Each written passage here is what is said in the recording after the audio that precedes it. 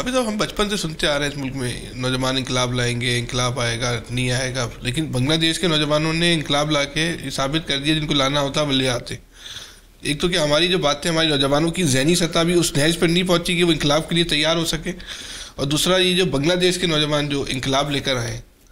अच्छा, multiple factor हैं, हर जगह के अपने हालात होते हैं। वहाँ पर मेच्योरिटी का लेवल नौजवानों में पॉलिटिकल ज़्यादा है और वहाँ प्रोसेस से भी लोग गुजरते हैं। वहाँ आप देखें इस्लामी छात्र शिबिर जो जमीयत है उसकी तादाद भी ज़्यादा है और उसके मुकाबले में जो दूसरी लीग्स हैं वो भी पूरी तरह से मौजूद हैं, और वहाँ बहुत सारी जगहों पे स्टूडेंट यूनियंस भी होती हैं, जिसके नतीजे में ये प्रोसेस तेज़ रफ्तारी से आगे बढ़ता है। फिर बांग्लादेश के हालात और यहाँ के हालात में एक फ़र्क ये भी है कि वहाँ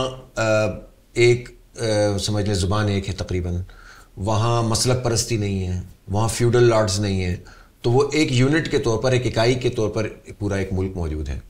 पाकिस्तान में मल्टीपल फैक्टर हैं जो सोसाइटी को तकसीम करते हैं। अब बात यह है कि उन्होंने तो एक ज़बरदस्त किस्म की रेजिस्टेंस पैदा की, और हसीना वाजिद जो इनकलाब से कुछ अरसे पहले ये समझ रही थी कि वो बहुत ताकतवर है, पता चला कि वो तो बिल्कुल खोखली थी, और पूरी इंडिया की सपोर्ट के साथ वो 15-17 साल से हुकूमत कर रही थी। जो सबसे बड़ी चीज़ इस अमल में सामने आई है वो ये है कि लोग ये समझ रहे थे कि वहाँ इंडिया पूरी तरह से मौजूद है और पाकिस्तान से शदीद नफरत पाई जाती है।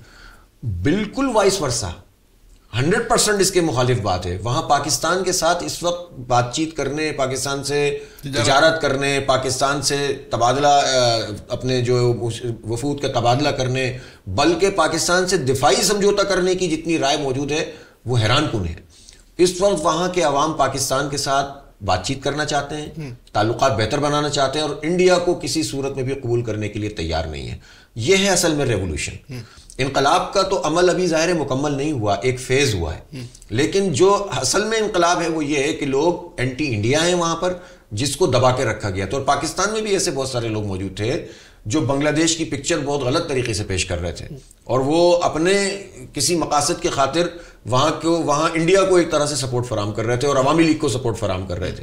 लेकिन हकीकत में लोग अवामी लीग के इतने खिलाफ थे कि जिसको वो अपना फादर ऑफ द नेशन कहते थे उसके मुजस्मे गिराए हैं, सब कुछ उन्होंने तहस नहस करके रख दिया। और ये किसी पार्टी ने नहीं किया, ये नौजवानों ने किया है। तो और देखें वहाँ पर जमात इस्लामी को तो गद्दार करार दे दिया था ना उन्होंने, उनके रहनुमाओं को फांसियां दी, हज़ारों लोगों को कैद किया, लेकिन जिस शान के साथ अब दोबारा से वो लोग अवाम से रब्ता कर रहे हैं तो लोग उनको ज़बरदस्त तरीके से रिसीव कर रहे हैं। ये जो इंकलाब वहाँ आया, जमात इस्लामी लेकर आई है, जमात इस्लामी शामिल रही है।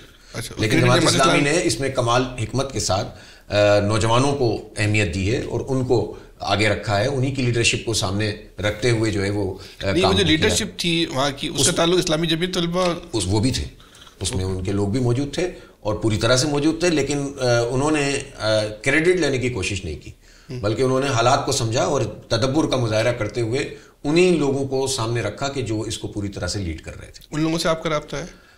ज़ाहिर राब्ते तो सारे के सारे मौजूद हैं, लेकिन मैं चाहता हूँ कि ये राब्ता हुकूमती सतह पर, रियासती सतह पर और माशी सतह पर, तिजारती सतह पर, तालीमी सतह पर बहुत तेज़ रफ्तारी से आगे बढ़ना चाहिए। मुझे बहुत खुशी हुई जब वहाँ से ख़ुद उनके इंटेलेक्चुअल्स ने कायदे आज़म के दिन के हवाले से दिन बनाने की बात की। इसी तरह से उन्होंने ये कहा कि पाकिस्तान में, वहाँ एक सेमिनार में ये बात की गई, उनके इंटेलेक्चुअल्स ने कहा कि पाकिस्तान और बांग्लादेश को दिफाई मुआहदा करना चाहिए। अगर ये दिफाई मुआहदा हम कर लें, अब तो देखें वो मुल्क बन गया है, ठीक है ना, अब तो उनसे हमें अपने ताल्लुकात को भी बेहतर बनाना है और उनसे मुआहदात भी करने हैं। अगर हमने अपना दिफाई मुआहदा कर लिया बांग्लादेश के साथ तो ये इस पूरे खित्ते में स्ट्रेटजी के एतबार से एक बहुत बड़ी अचीवमेंट होगी। देखिए बांग्लादेश में इतनी बड़ी तादाद में मुसलमान मौजूद हैं, इंडिया में इतनी बड़ी तादाद में मुसलमान मौजूद हैं, पाकिस्तान में मौजूद हैं, ये सारे बिखरे हुए हैं, और जो मोदी है अपनी हिंदुत्व के पूरे एजेंडे को नाफिज करने की कोशिश कर रहा है। वहाँ आसाम में, वहाँ बंगाल में, वहाँ मुख्तलिफ जगहों पर मुसलमानों को जिस तरह से उन्होंने सप्रेस करके रखा हुआ है, खुद बांग्लादेश को उन्होंने अपनी एक समझ ले एक्सटेंशन बनाया हुआ था।